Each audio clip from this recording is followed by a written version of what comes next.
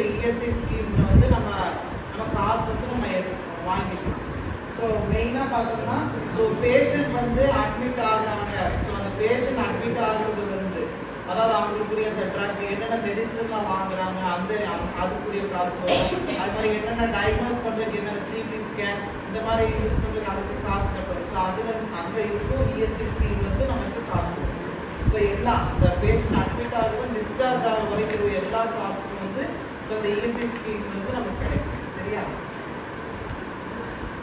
So அதே மாதிரி இன்னும் வேற மெடிக்கல் பெனிஃபிட்ஸ் என்னன்னு பார்த்தோம்னா டென்சோஸ். ஸோ டென்சோஸ்னா பல்லு வைக்கிறது. ஸோ அந்த பல்லு வைக்கிறது, அப்புறம் ஸ்பெக்டாக்கிள்ஸ், கண்ணாடி, ஹியரிங் எய்ட்ஸ். ஸோ இந்த 3 இது வந்து இந்த மெடிக்கல் பெனிஃபிட்ஸ் மூலமாக நமக்கு கிடைக்கும். அதே மாதிரி ஆர்டிஃபிஷியல் லிம்ப். ஸோ ப்ராஸ்தசிஸ், பிரேசஸ் இந்த மாதிரி இருக்குது. அதாவது ஆக்சிடென்ட் ஆர்டிஐ ஆம்பிடேட் பண்ணிட்டாங்கன்னா ஸோ அந்த ஒர்க்கர்ஸ்க்கு வந்து ஆர்டிஃபிஷியலாக ஏதாவது லிம்ப் அதாவது ப்ராஸ்தசிஸ்ன்னு சொல்லுவாங்க.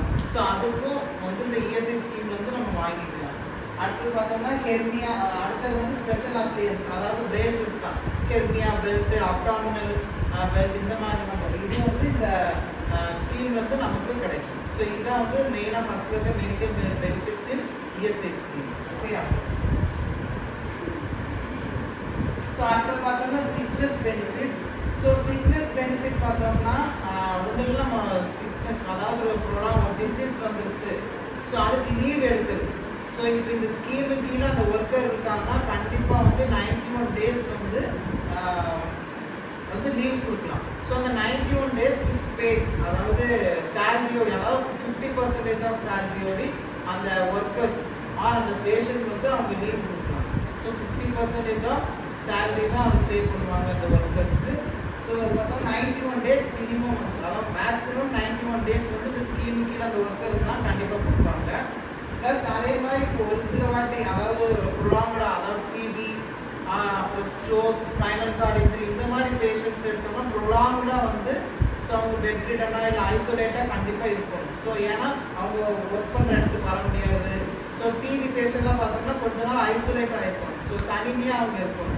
ஸோ அந்த மாதிரி இருக்க பேஷண்ட்டில் வந்து அவங்க வந்து மோஸ்ட்லி 6 to 12 months அதாவது 1 year வரைக்கும் அவங்களுக்கு லீவ் கொடுக்க சான்ஸ் இருக்குது.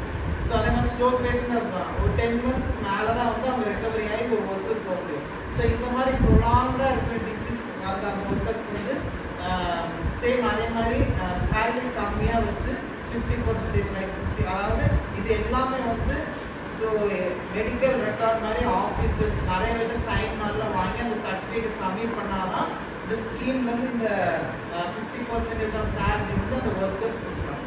ஓகேயா? ஸோ சிக்னஸ் பெனிஃபிட்னா லீவ் தருது வித் சேலரியோட உங்களுக்கு லீவ் கொடுக்குறது. அடுத்த maternity benefits.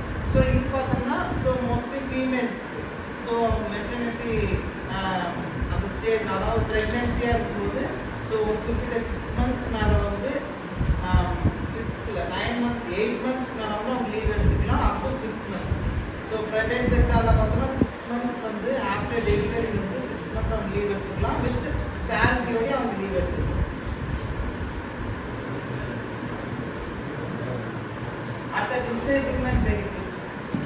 So disablement benefits பார்த்தோம்னா இப்போ அவங்க ஒர்க் பண்ணுற இடத்துல இன்ஜுரி ஆகுது. ஸோ அந்த ஒர்க் பண்ணுற அந்த ஒர்க்னால அவங்களுக்கு அந்த டிசீஸ் வருதுன்னா ஸோ அதுக்கு தகுந்த மாதிரி அவங்கள ட்ரீட்மெண்ட் என்னென்னா உதவி இருக்குது அந்த ஸ்கீம்லேருந்து அவங்களுக்கு ஏர்ன் ஆகும். அதான் டிசேபிள்மெண்ட் பெனிஃபிட்ஸ். அதான் ஒர்க் பண்ணுற இடத்துல அந்த ஒர்க்னால ஏதாவது டிசீஸ் ஆர் ஏதாவது இன்ஜுரி ஆச்சுன்னா அது வந்து ஃபுல் அண்ட் ஃபுல் லைக் அதாவது இப்போ அதான் இப்போ கட் இன்ஜுரி அதாவது கட்டிங் இன்ஜுரி இந்த லோவர் இப்போ ஏதாவது மிஷினுக்குள்ள அவங்க கால் விட்டாங்க. ஸோ அவங்களுக்கு நடக்க முடியாது. ஸோ அவங்களுக்கு இனி வரவே முடியாது அப்படின்னா ஸோ டெம்பரரியாக கொஞ்ச நாளுக்கு அவங்க என்ன தேவையோ அதெல்லாம் அவங்க அந்த ஸ்கீம்லேருந்து பண்ணிக்கலாம். அது வந்து டெம்பரரி. பெர்மனன்ட்னா ஸோ அவங்க ஃபுல் அண்ட் ஃபுல் அவங்க பென்ஷன் வரைக்கும் அவங்க ஃபுல்லாக வந்து சேலரியோடு கொடுக்குற மாதிரி இருக்கும். ஓகே? ஸோ அந்த டிபெண்டன்ட் பெனிஃபிட்ஸ் பார்த்தோம்னா ஸோ டிபெண்டன்ட் பெனிஃபிட்ஸும் டிசேபிள்மெண்ட் பெனிஃபிட்ஸும் ஒரே மாதிரி தான். ஸோ இதுலேயே அதே மாதிரி தான் இப்போது அந்த ஒர்க்கர் வந்து இந்த ஒர்க்னால அவர் இறந்துட்டார்.